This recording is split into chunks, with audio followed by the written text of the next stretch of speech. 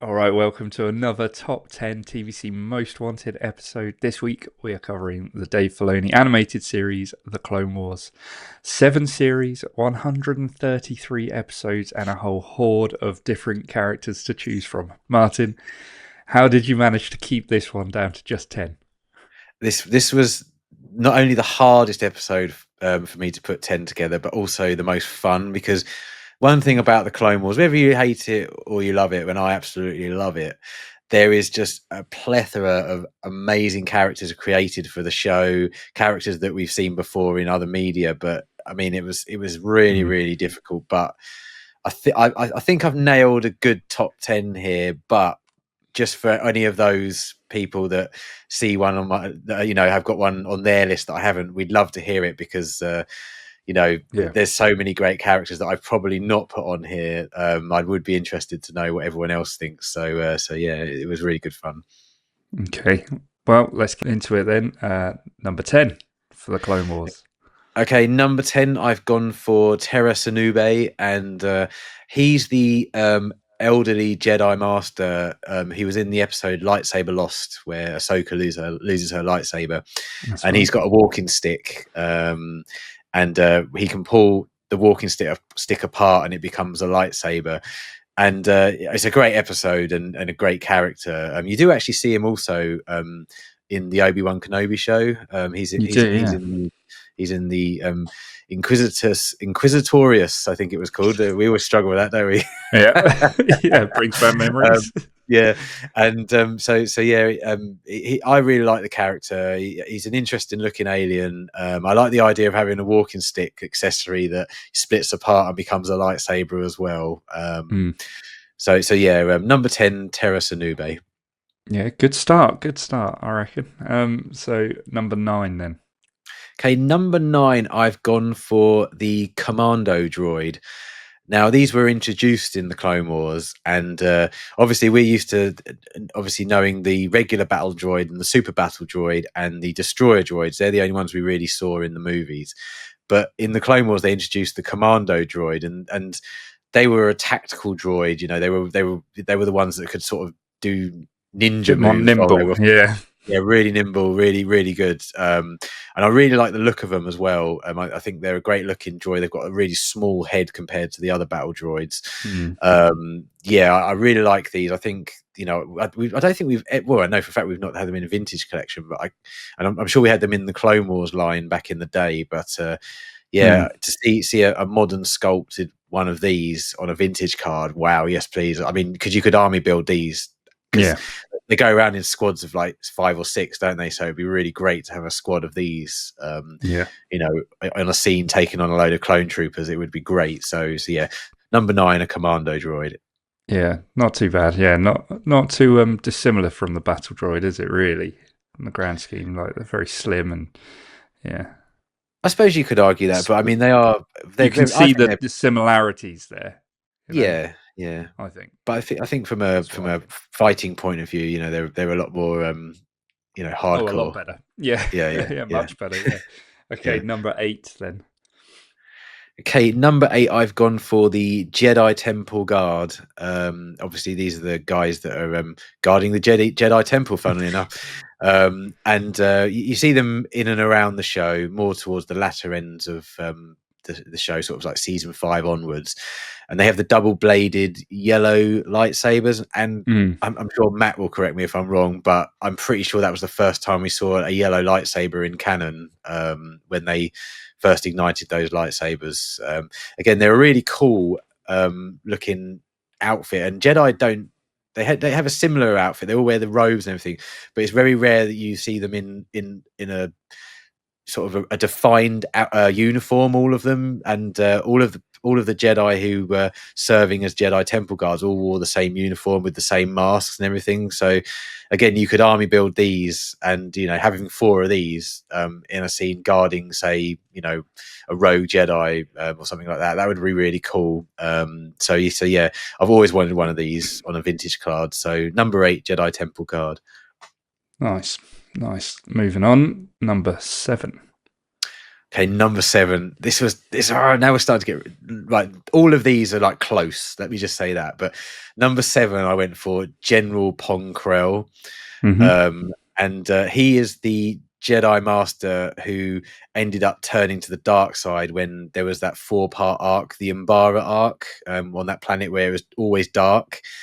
He's the Okay. same species as Dexter Jetster. He's got 4 Hmm. arms, so he fought with 2 double-bladed lightsabers, using his 4 arms.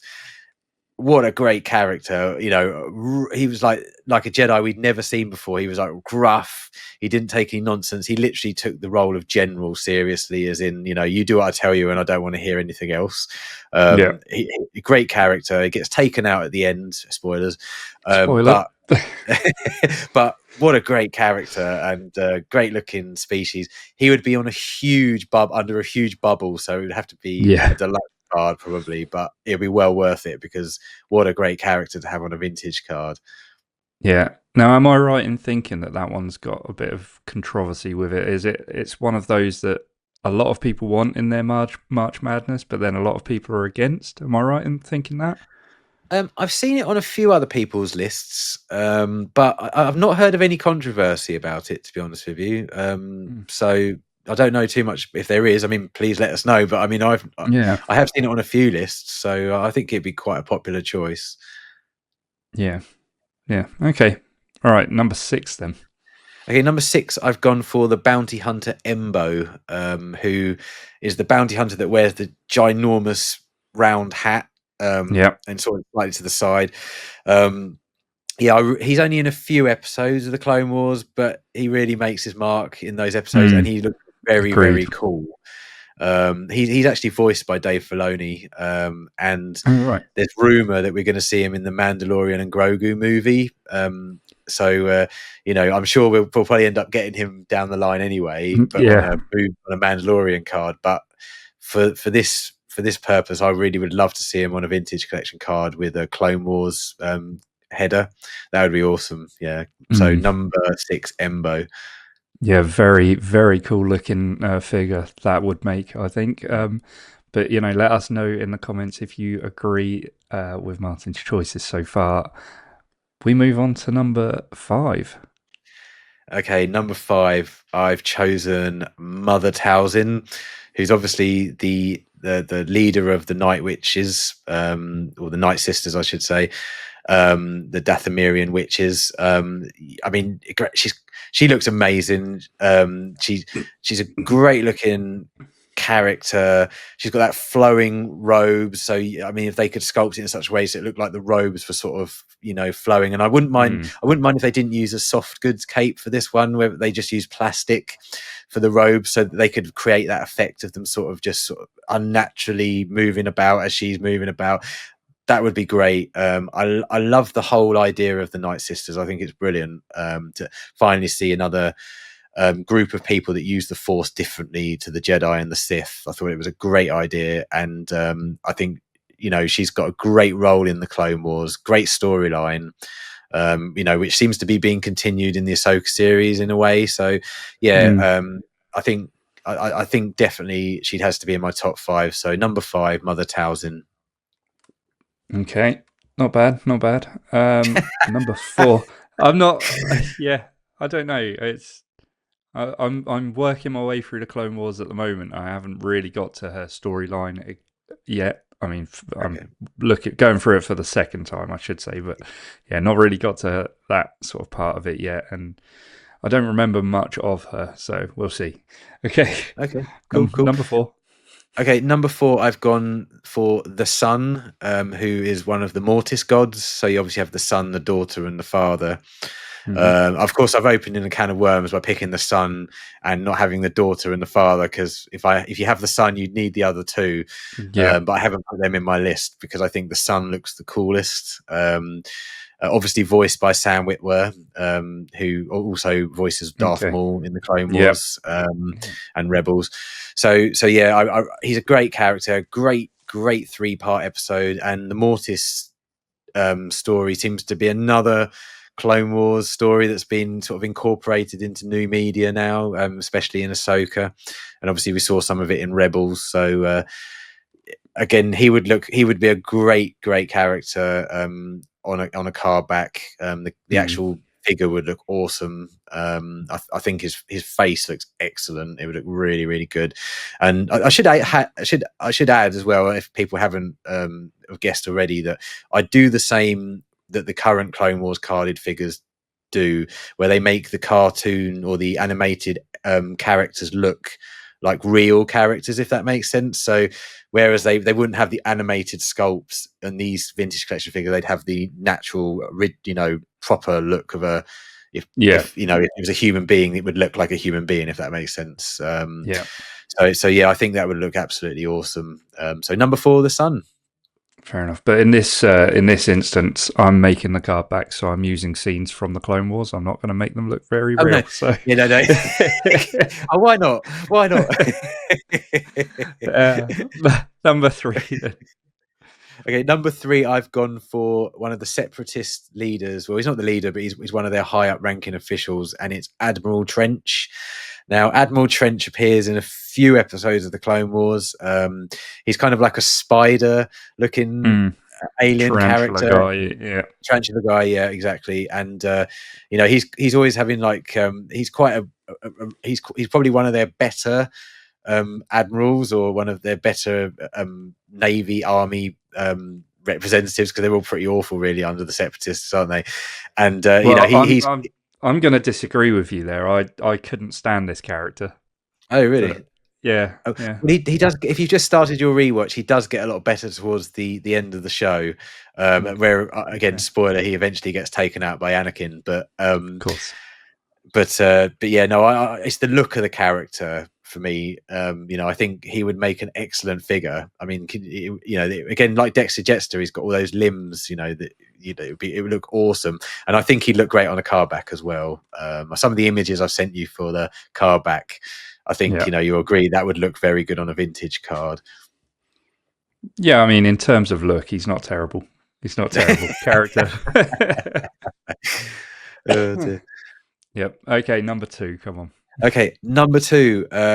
This was tough, man, but I put Asajj Opress as number 2. I think we've never had him in the vintage collection, which is absolutely scandalous as far as I'm concerned. He's an absolutely awesome looking character. Obviously he's quite a bulky character, but the yellow skin rather than the red skin of Darth Maul, Dathomirian, he looks so cool in the Clone Wars, and he would make an amazing figure with that double-bladed lightsaber. And he'd look fantastic if we made sure we picked the right picture for the card back. He will look absolutely incredible on a card back. And I'm fairly certain we must get this character at some point soon. So fingers crossed. Number 2, Asajj Opress. Yeah, I can't disagree with that. It's a very, very good choice. But it's not as good as your number 1 choice, which is...